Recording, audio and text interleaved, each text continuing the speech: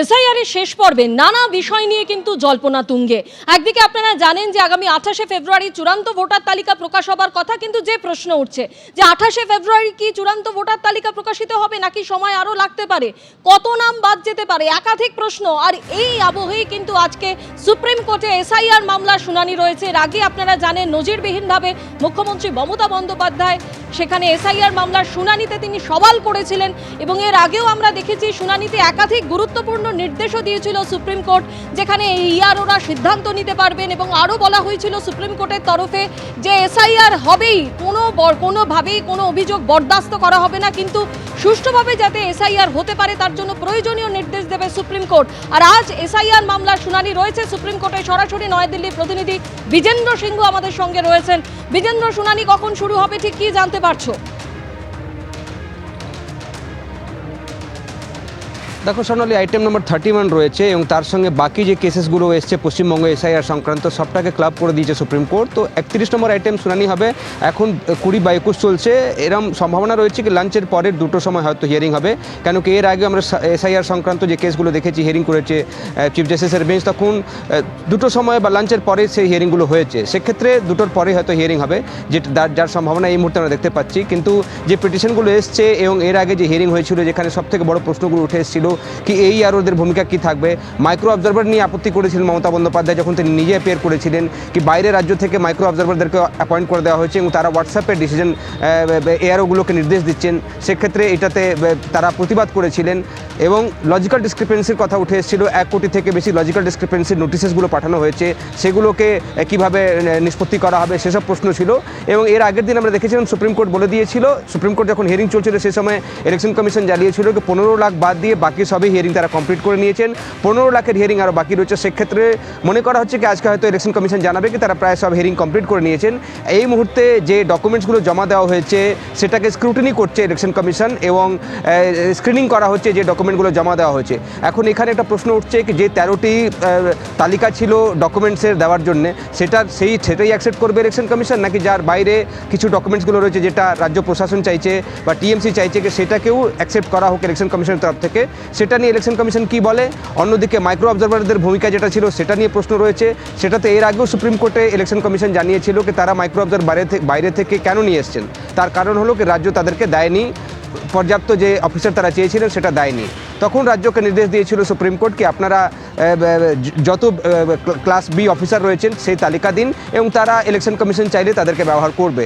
সেক্ষেত্রে সেই প্রক্রিয়া ইতিমধ্যে চলছে পশ্চিমবঙ্গে। তবে 28 তারিখ দিন ঠিক করেছে ইলেকশন কমিশন ফাইনাল লিস্ট বের করার জন্য। সেই 28 তারিখ বার করতে পারবে কি পারবে না সেটাও আজকে হয়তো হিয়ারিং চলাকালীন আমরা জানতে পারবো। তবে যেহেতু আমরা দেখছি বাকি রাজ্যগুলোতে যেখানে এসআইআর চলছে, সেখানে গুজরাতের আজকে তালিকা প্রকাশ করে দেওয়া হয়েছে, সেখানে প্রায় 13% থেকে বেশি মানুষ ভোটার বাদ গেছেন এবং 68 লাখ, গুজরাতের মতন ছোট রাজ্য সেখানে 68 লাখ ভোটারের নাম বাদ গেছে। এবং আজকে ইলেকশন কমিশন জানিয়েছে কি আগামীকাল মধ্যপ্রদেশ, রাজস্থান, গোয়া, কেরলের মতন রাজ্যগুলির ফাইনাল লিস্ট আগামীকাল প্রকাশ করে দেওয়া হবে। সেক্ষেত্রে 28 তারিখের ডেডলাইন পশ্চিমবঙ্গের জন্য রয়েছে। তার আগে প্রস্তুতিটা কি, কতটা চূড়ান্ত হয়ে গেছে লিস্টগুলো সেটাও আমরা জানতে পারবো। তার সঙ্গে সঙ্গে আরও একটা অভিযোগ উঠেছিল সুপ্রিম কোর্টে, একটা জনস্বার্থ মামলা হয়েছিল সনাতনী সংস্থার তরফ থেকে। তারা জানিয়েছিলেন যে সেখানে যে ফর্ম 7 রয়েছে, যেখানে আপত্তি করা হয়েছে নাম ডিলিট করা হোক এই ধরনের আপত্তি করা হয়েছে, সেসবগুলোকে বিভিন্ন জায়গায় পুড়িয়ে দেওয়া হচ্ছে, এটার উপর কোনো অ্যাকশন নেওয়া হচ্ছে না। সুপ্রিম কোর্ট নির্দেশ দিয়েছিল ডিজিপিকে, পশ্চিমবঙ্গের ডিজিপিকে ব্যক্তিগতভাবে অ্যাফিডেভিট দিয়ে হলফনামা দিয়ে জানাতে হবে কি এই সংক্রান্ত অভিযোগগুলো যেটা পাওয়া হয়েছে সেটাতে কী অ্যাকশন নেওয়া হয়েছে। সেটা তিনি ইতিমধ্যে জমা দিয়েছেন। সেটা নিয়ে সুপ্রিম কোর্ট কী বলে সেটারও দেখার বিষয়, কেন কি ল অ্যান্ড অর্ডার ঠিক থাকুক এটা বারবার ইলেকশন কমিশন বলছিল কি যখন তারা এসআইআর এর হিয়ারিং করছেন সেই সময় আইন শৃঙ্খলা নিয়ন্ত্রণে থাকুক, সুষ্ঠুভাবে এই প্রক্রিয়া চলুক, সেটার জন্য রাজ্যকে নির্দেশ দেওয়া হোক। এবং সেটা সুপ্রিম কোর্ট নির্দেশও দিয়েছিল কি ল অ্যান্ড অর্ডারটা ঠিক রাখতে হবে। এখন 31 নম্বর আইটেম রয়েছে, দুটোর পরে হয়তো হিয়ারিংটা হবে এবং সেটাতে জানা যাবে কি আজকে ইলেকশন কমিশন কী জানাচ্ছে সুপ্রিম কোর্টে এবং রাজ্যের তরফ থেকে যে মুখ্যমন্ত্রীর আবেদন রয়েছে তার আইনজীবীরা কী বক্তব্য রাখছেন সুপ্রিম কোর্টে। একেবারে বিজেন্দ্র, আপাতত তোমায় ধন্যবাদ। দুপুর 2টোর পরে এই মামলার শুনানির সম্ভাবনা রয়েছে, অবশ্যই সেদিকে আমাদের নজর থাকবে।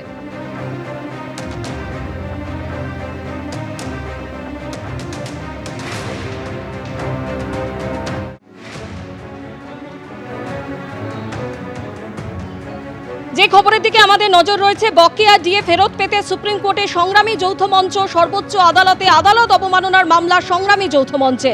বকেয়া ডিএ দেবার জন্য মুখ্য সচিব ও অর্থ সচিবের কাছে নোটিশ পাঠায় সংগ্রামী যৌথ মঞ্চ। আবারও সরাসরি কথা বলবো আমাদের প্রতিনিধি সৌভিক মজুমদারের সঙ্গে।